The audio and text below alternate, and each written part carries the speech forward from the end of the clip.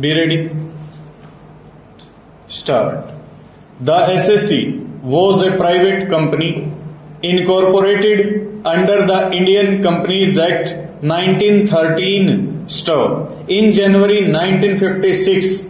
The company voluntarily filed returns under Section 22 Bracket 3 of the Income Tax Act 1922 showing losses for the assessment years 1953-54 and 1954-55. No notice had been served on the company under Section 22 Bracket 2 of the Act.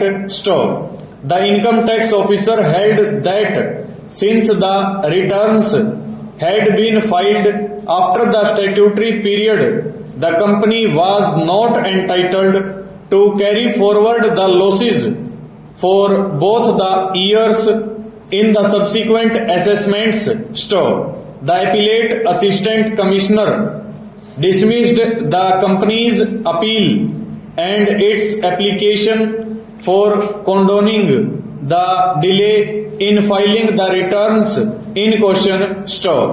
The tribunal held that the company was not entitled to the benefit of carrying forward the losses as it had not filed the returns in accordance with Section 22 Bracket 2A of the Act.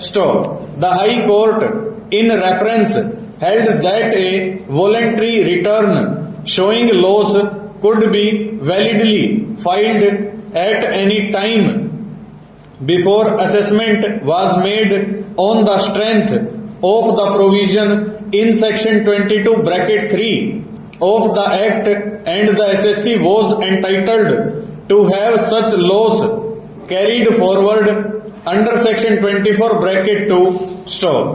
The Commissioner of Income Tax appealed to this court.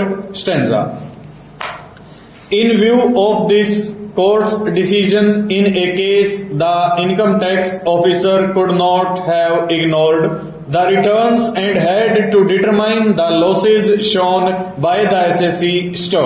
Section 24 Bracket 2 confers the benefit of losses being set off and carried forward, and there is no provision in Section 22 under which losses have to be determined for the purposes Section 24 Bracket 2. Section 22 Bracket 2A does not place any limitation on that right. It simply says that in order to get the benefit of Section 24 Bracket 2, the SSC must submit his loss return within the time specified by Section 22 Bracket 1. That provision must be read with Section 22 Bracket 3 for the purpose of determining the time within which a return has to be submitted. It can well be said that Section 23 Bracket 3 is merely a proviso to Section 22 Bracket 1. Thus, a return submitted at any time before the assessment is made is a valid return. In considering whether a return made is within time, subsection Bracket 1 of Section 22 must be read along with subsection Bracket 3 of that section. A return, whether it is a return of income, profits or gains or loss, must be considered as having been made within the time prescribed if it is made within the time specified in Section 22 Bracket 3.